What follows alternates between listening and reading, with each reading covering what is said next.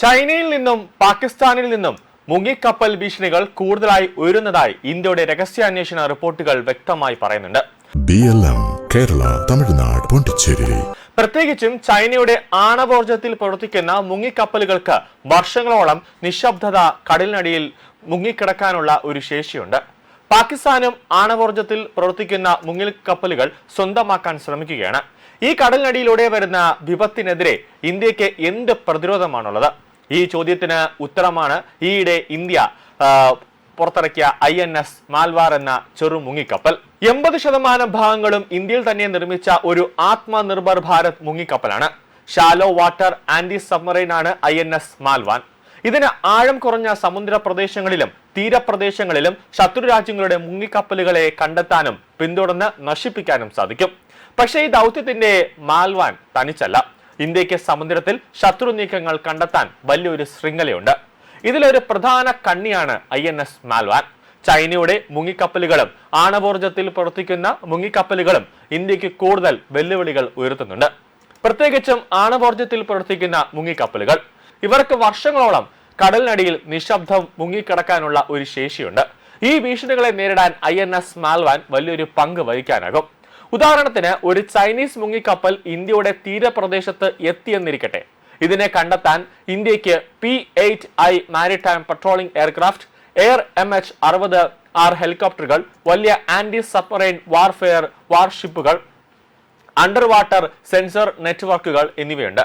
ഇവ നൽകുന്ന വിവരമനുസരിച്ച് INS മാൽവാൻ സംശയാസ്പദമായ പ്രദേശത്ത് തിരച്ചിൽ നടത്താനാകും.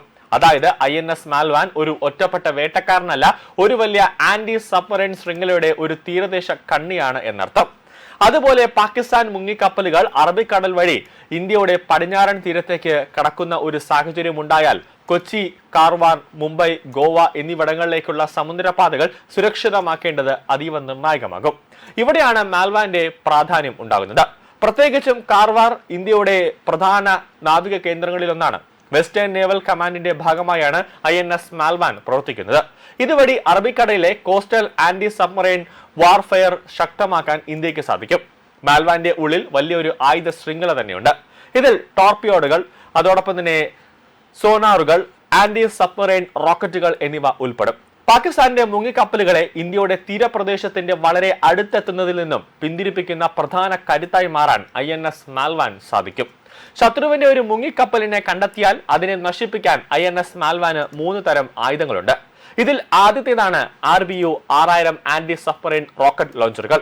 ശത്രുവിന്റെ മുങ്ങിക്കപ്പൽ കണ്ടെത്തിയാൽ ഈ റോക്കറ്റ് ലോഞ്ചറുകളിൽ നിന്നും തുടർച്ചയായി നിരവധി ആന്റി സബ്മറൈൻ റോക്കറ്റുകൾ പായും. ഇതുവഴി കടലിനടിയിലെ ഒരു നിശ്ചിത പ്രദേശത്തെ തന്നെ ആക്രമിക്കാൻ ഇതിന് സാധിക്കും.